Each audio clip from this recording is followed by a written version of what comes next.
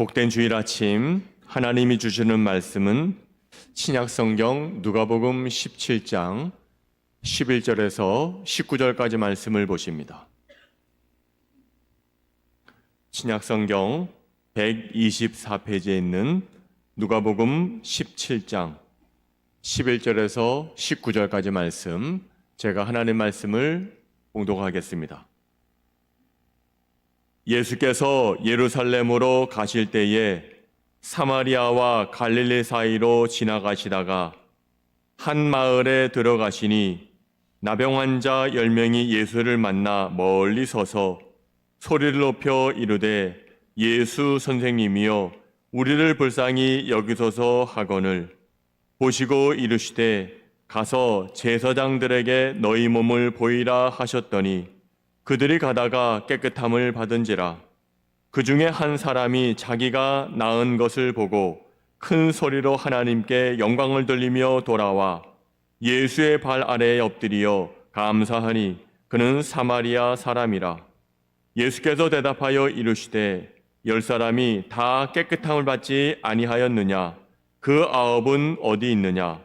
이 이방인 외에는 하나님께 영광을 돌리러 돌아온 자가 없느냐 하시고 그에게 이르시되 일어나 가라 내 믿음이 너를 구원하였느니라 하시더라. 아멘.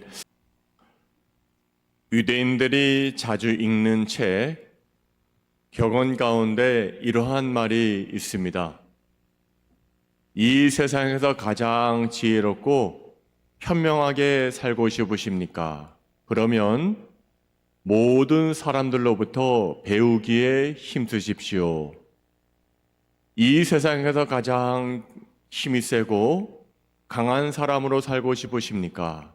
그렇다면 무엇보다 자기 자신과의 싸움에서 이기십시오.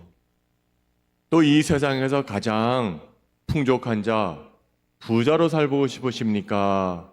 그렇다면 지금 당신이 가지고 있는 것에 대하여 만족하고 그러한 풍족함을 가지고 살아가십시오. 그리고 하나님께 감사하십시오라는 말이 있습니다. 그렇습니다. 우리가 살아가고 있는 이치에 딱 맞는 말씀인 것 같습니다. 가장 지혜로운 사람은 어린아이, 어른들 누구로부터도 배울 수 있는 그 마음가짐이 있는 자, 그 사람이 현명한 사람입니다. 가장 강한 사람은 무엇보다 자기 자신과의 싸움에서 이기는 자가 힘센 사람이며 가장 풍족한 사람은 우리가 지금 7월달 감사함으로 출발하는 달을 정하고 나아가는데 지금 내가 가지고 있는 것에 대하여 감사하며 살아가는 사람이 무엇보다 아주 풍족한 사람, 부유한 사람입니다. 바라기는 여기 나오신 모든 영동의 성도님들이 오늘 하나님 앞에 예배드리며 내가 가진 것에 대하여 감사하는 여러분들의 복된 삶이 되시기를 바랍니다. 오늘 본문에 보시게 되면 예수님께서 나병 환자를 고치십니다. 신약 성경에도 보면 여러 번 예수님이 나병에 걸린 사람을 고쳐준 적이 있는데 오늘 본문에 나오는 이 나병을 고치는 사건은 약간 다릅니다. 나병을 고쳐주긴 고쳐줬는데 지금까지는 예수님께서 각자 개인 불러서 기도해 주시고 그를 낫게 했지만 오늘은 10명의 나병 환자 집단적으로 고쳐주는 그런 사건이 기록되어져 있습니다. 나병이 어떤 병입니까? 옛날에는 문둥병자 이렇게 불렀고 요즘에는 한센시병 또는 나병 환자라고 부르는데 이들은 그 당시에도 난치병, 불치병 아주 고치기 어려운 병이라고 해서 사람들이 격리가 되어서 따로 집단 생활을 했습니다. 그들은 마음적으로도 서글펐습니다. 육체적으로도 부족했습니다. 그리고 자신들의 눈썹이 다 빠지고 머리카락도 빠지고 또 손도 발등도 무릎 마디마디가 다 뭉그러져서 그 사람이 정말로 사람인지 알아보기 힘든 흉측한 상태로 살아가는 사람이 바로 나병 환자들이었습니다. 이들이 그렇게 집단 생활하고 있는데 하나의 소망, 희망이 생겼습니다. 그것이 무엇입니까? 예수님께서 난치병이 걸린 사람들, 불치병에 걸린 사람들 다 고쳐줄 수 있는 능력의 예수님이라는 것을 이들이 소식을 접하여 알게 되었습니다. 자, 오늘 본문에 보시게 되면 예루살렘에서 사마리아까지 예수님이 가시는 도중에 한 마을에 들리게 되었습니다. 이 소식이 이들에게도 전달이 되어서 문둥병 10명 나병 환자가 소리치며 예수께 오늘 외치는 장면이 소개되고 있습니다. 그들이 소망이 되시는 예수님께 어떻게 외치고 있습니까? 이렇게 말하고 있습니다. 오늘 본문 13절 말씀인데요. 이들의 외침입니다. 함께 읽어봐요. 시작.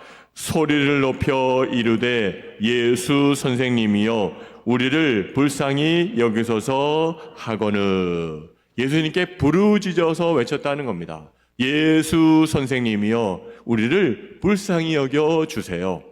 근데 이 말씀을 들으시고 예수님은 그들의 환처에 당신의 손을 얹어서 낫게 한 것이 아니었습니다.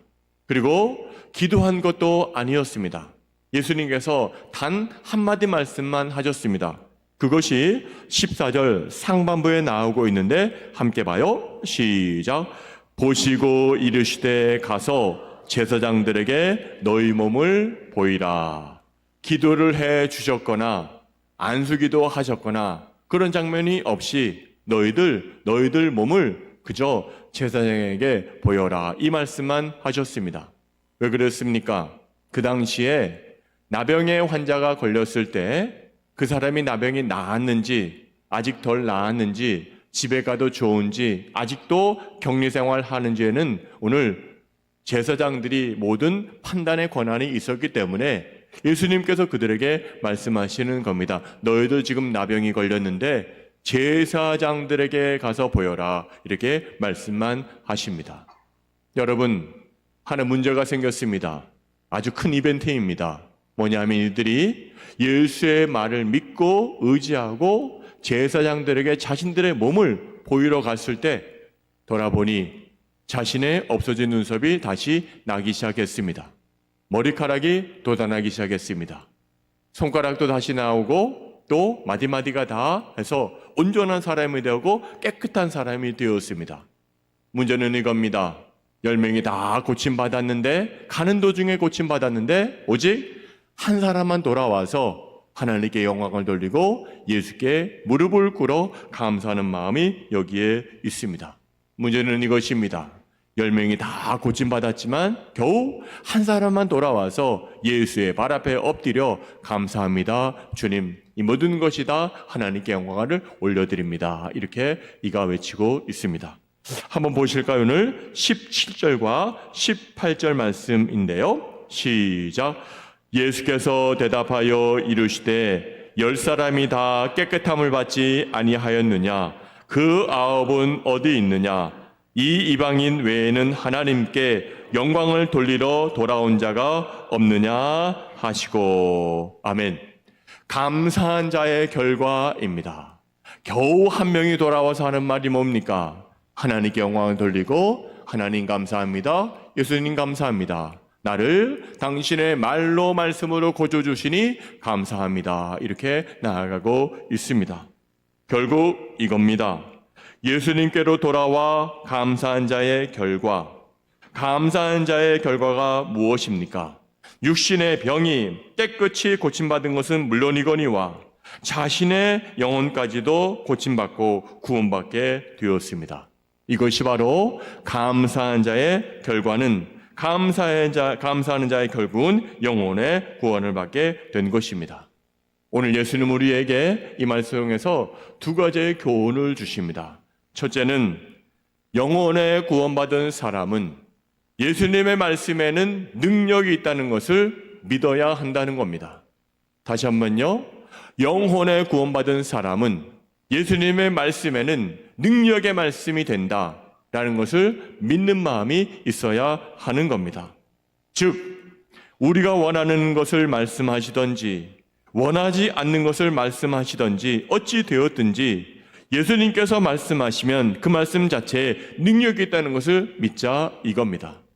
우리는 설교 말씀을 통해서나 또 하나님의 말씀을 통해서나 성경 말씀을 펴서 읽을 때 내 마음에 쏙 드는 것은 아멘, 이렇게 될 줄로 믿습니다 라고 우리는 믿지만, 나의 마음에 거리낌이 있고 이것은 내 마음에 들지 않는다는 말씀은 우리는 치부어버리고 이거는 나에게 해당되는 말씀이 아닙니다라고 저버리는 경우가 있는데, 그렇지가 않습니다.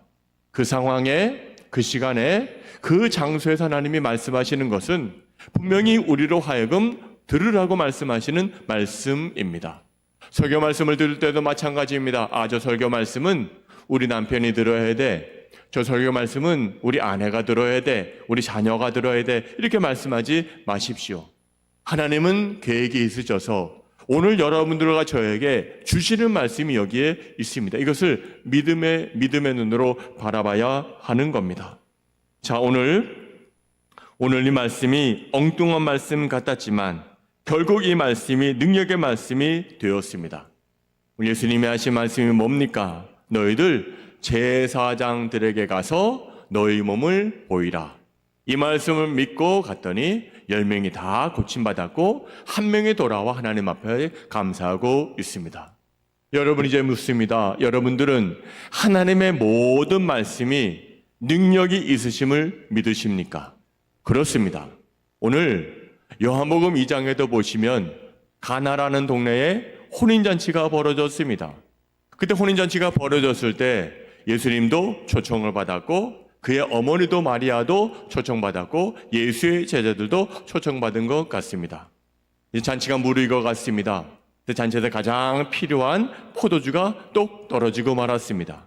그때 떨어지자 예수님께서 하인들에게 그렇게 말합니다. 너희들 저기에 가면 돌 항아리 6개가 있는데 거기에 물을 가득 채워라. 아구까지 채워라. 그리고 나서 연 회장에게 갖다 줘라. 이렇게 명령했습니다. 주님의 말씀입니다. 그 말씀을 듣고 하인들이 그걸 가지고 떠다 줬습니다. 물이 변해서 포도주가 되었습니다. 연회에 섰던 사람들이 하는 말이 뭡니까? 이구동성으로 신랑은 참 잔치를 잘한다. 좋은 것은 이제 나오는구나 라고 그를 칭찬해 줬습니다. 중요한 것은 물이 변하여 포도주 됐다는 것도 중요하지만 더 귀한 것은 하나님의 말씀을 능력을 믿으면 거기에 그대로 이루어진다는 사실입니다. 여러분, 구약 성경에도 보시면 오늘 나아만이라는 사람이 있지 않습니까? 그 사람은 아람 나라의 군대 장관이었습니다. 그 나아만 장군이 불치병에 걸렸습니다. 오늘 본문에 나오는 나병 환자 10명처럼 똑같이 나병에 걸렸습니다. 그럴 때 그가 낫고자 했을 때 하나님이 말씀하시는 것이 뭡니까? 엘리사라는 선지자의 입술을 빌려서 말씀하시는 것이 너 요단강에 가서 너의 몸을 7번 잠가라. 그러면 깨끗하게 될 것이다 라고 하나님이 엘리사의 입을 통해서 말씀하셨습니다. 그 말에 대하여 나아만이 순종하며 나아갈 때 정말 7번 몸을 요단강에 잠궜더니 그는 어린 아이와 같이 3살이 돋아나는 깨끗이 치유받은 그런 사람이 되었습니다. 사랑하는 여러분, 우리들 마음속에도 이러한 마음이 있기를 바랍니다. 영혼의 구원을 받은 사람은 예수님께서 어떠한 말씀을 하시든지 그 말씀은 능력이 있음을 믿는 이 시간이 되시기를 바랍니다. 또 하나, 영혼의 구원함을 받은 사람이 또 한 가지 해야 될 것은 주님의 긍휼하심을 바라고 늘 하나님께 기도하고 간구해야 되겠습니다. 여러분, 긍휼이 뭡니까? 긍휼이라는 것은 남을 불쌍히 여기는 마음, 남을 애처롭게 여기는 마음, 그 사람이 당한 상황에 대해서 안타깝게 느끼는 것이 바로 긍휼입니다. 이러한 긍휼을 나에게도 달라고 하나님 앞에 간절한 마음으로 계속 기도하는 자, 그 사람이 바로 영혼의 구원을 받은 사람의 특징이라는 사실입니다. 오늘 본문 13절 말씀 다시 한번 읽어볼까요? 13절 말씀 시작. 소리를 높여 이르되 예수 선생님이여 우리를 불쌍히 여기소서 하거늘. 아멘. 여러분, 이들이 지금 소리를 지르는 것은 예수님 당신의 능력으로 지금 고쳐줘도 좋지만 고침받지 않아도 좋습니다. 이러한 부르짖음이 아닙니다. 이번밖에 시간이 없다는 겁니다. 이번이 지나면 기회가 없으니, 이번이 지나면 나에게 찬스가 없으니 이번에 꼭 나에게 이러한 은혜를 베풀어 주세요, 이겁니다. 여러분들이 지금 예배 말씀을 듣고 있는데 여러분들 마음속에 그 마음이 있어야 됩니다. 하나님, 오늘 나에게 주시는 이 말씀이 나의 심정에 잘 박힌 못이 되게 하셔서 진실로 이 말씀이 벗어나면 아니 되겠습니다. 이 말씀은 나에게 주시는 하나님의 귀하신 말씀인데 이 말씀이 아니면 아니 되겠습니다. 나를 불쌍히 여겨주시고 나에게 긍휼을 베풀어 주셔서 늘 나에게 이러한 말씀이 좋은 약이 되게 하옵소서라고 외치면서 나가야 하는 겁니다. 그렇습니다. 그와 같은 은혜를 우리가 사모하며 나아가는 삶을 살아갈 때 우리는 능력을 발할 수가 있습니다. 여러분, 예수 믿으면 만사형통이 아닙니다. 그리 되면 얼마나 좋겠습니까? 그리 되면 이 세상의 모든 사람들이 다 예수를 믿으려고 꽉꽉 찰 것입니다. 하지만 인생을 살아가실 때, 신앙생활을 할 때 어찌 그뿐입니까? 우리는 신앙생활 함에도 불구하고 어려움을 당할 때가 있습니다. 신앙생활 하다가도 아플 때가 있습니다. 그때마다 우리는 오늘 나병 환자들이 오늘 외친 것처럼 주님의 긍휼하심을 바라고 늘 기도하는 자세로 나아가는 것이 영혼의 구원을 받은 사람들의 특징입니다. 오늘 영혼의 구원을 받은 사람은 하나님의 말씀에는 능력이 있다는 것을 믿으시고 여러분들이 어려울 때마다 누구에게 의지하지 마시고 살아계신 하나님 앞에 의지하며 나가는 여러분들의 복된 삶이 되시기를 바랍니다. 그리하면 이러한 주님의 긍휼하심을 입으려면 우리는 어떻게 해야 되겠습니까? 세 가지가 있는데 첫째는 이겁니다. 따라할까요? 주님의 계명을 지켜야 합니다. 주님의 계명을 지킨다는 것은 주님의 말씀을 믿고 그의 계명을 이론으로 머리로 알지 않고 행동으로 하자는 겁니다. 예수님이 이렇게 말씀하지 않으셨습니까? 요한복음 14장 21절에 이렇게 말씀하십니다. 함께 봐요. 시작. 나의 계명을 지키는 자라야 나를 사랑하는 자니 나를 사랑하는 자는 내 아버지께 사랑을 받을 것이요 나도 그를 사랑하여 그에게 나를 나타내리라. 계명을 지키는 자가 예수님을 사랑하고 그 계명을 지키는 자라야 예수님이 우리를 사랑하신다. 그리 말씀하시고 있습니다. 두 번째는 우리가 긍휼을 입으려면 또 하나 따라할까요? 회개하는 생활을 해야 합니다.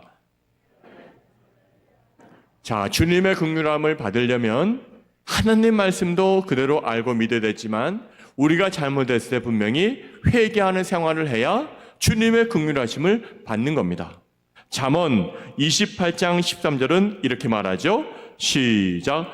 자기의 죄를 숨기는 자는 형통하지 못하나 죄를 자복하고 버리는 자는 불쌍히 여김을 받으리라. 불쌍히 여김을 받는 겁니다. 늘 우리에게 자기의 죄를 자복하고 버리는 자에게 말입니다. 세 번째는 이겁니다. 또 따라할까요? 도움을 청해야 합니다. 자, 긍휼함을 받으면 그냥 마음속으로만 끙끙대는 것이 아니라 하나님 나를 좀 도와주세요. 도움을 청해야 됩니다. 느헤미야가 이렇게 말했습니다. 느헤미야 9장 28절 말씀인데요. 시작. 그들이 평강을 얻은 후에 다시 주 앞에서 악을 행함으로 주께서 그들을 원수들의 손에 버려두사 원수들에게 지배를 당하게 하시다가 그들이 돌이켜 주께 부르짖음에 주께서 하늘에서 들으시고 여러 번 주의 긍휼로 건져내시고. 아멘. 그렇습니다. 성도님들이 어려움을 당할 때 세 가지 모습으로 반응하는 것을 발견하게 됩니다. 첫째, 어려움을 당하게 되면 사람을 의지하고 자신의 지혜를 의지해서 자신이 모든 것을 해결하려고 합니다. 기도하지 않고 말입니다. 또 어떤 분들은 그러한 차에 하나님을 저버리고 하나님을 원망하는 두 번째 부류의 사람이 있습니다. 세 번째 부류의 사람은 그 어려움이 있다 하더라도 하나님의 긍휼하심을 바라고 하나님 앞에 하나님 도와주십시오라고 외치는 자들이 있습니다. 우리 모두는 첫 번째, 두 번째보다는 세 번째 이러한 믿음의 사람이 되어야 하는 겁니다. 이러한 성도에게 주님은 긍휼을 베풀어 주시는 겁니다. 여러분, 여러분의 자녀가 어려움을 당했을 때 여러분들에게 도와달라고 의지하지 않고 다른 사람, 옆집 아저씨나 아줌마에게 도와주셔야 한다면 여러분들은 자존심이 상할 겁니다. 왜? 내가 낳은 아들인데 나에게 부탁하지 왜 않는가 하고 우리는 낙심하게 될 것입니다. 하나님도 마찬가지입니다. 우리가 어려움을 당하게 되면 우리의 아버지이신 하나님께 간구하고 하나님께 도움을 요구할 때 하나님은 우리가 자녀를 삼아 주셨으니 우리에게 도움을 주신다는 그런 말씀입니다. 자, 오늘 감사한 자의 결국은 바로 영혼의 구원까지 얻었다는 것입니다. 영혼의 구원을 받은 자는 하나님의 말씀에는 능력이 있다는 사실을 믿어야 할 것이고 우리가 긍휼을 바랄 때 늘 간구하면서 나아가야 될 것이고 그 긍휼함을 바라는 자들은 하나님 말씀을 의지하고 회개하고 하나님께 도우심을 요청할 때 하나님은 도와주신다. 그리 말씀하시고 있습니다. 오늘 우리 모두는 살아오는 동안 10명의 나병 환자들처럼 다 고침받은 자들인데 유독 한 사마리아 사람만 와서 주님께 간구하여 더 큰 영혼의 구원의 축복을 받은 것처럼 우리는 일상생활 속에서 하나님 앞에 그런 영혼의 구원의 축복도 받을 수 있는 우리가 되어야 하는 겁니다. 오늘 결론적으로 19절은 이렇게 마치고 있습니다. 한번 읽어볼까요? 시작. 그에게 이르시되 일어나 가라. 네 믿음이 너를 구원하였느니라 하시더라. 아멘. 감사가 무엇입니까? 감사는 영혼 구원을 받은 자가 하나님 아버지께 돌아와 영광을 돌리는 것이 감사입니다. 기도하시겠습니다.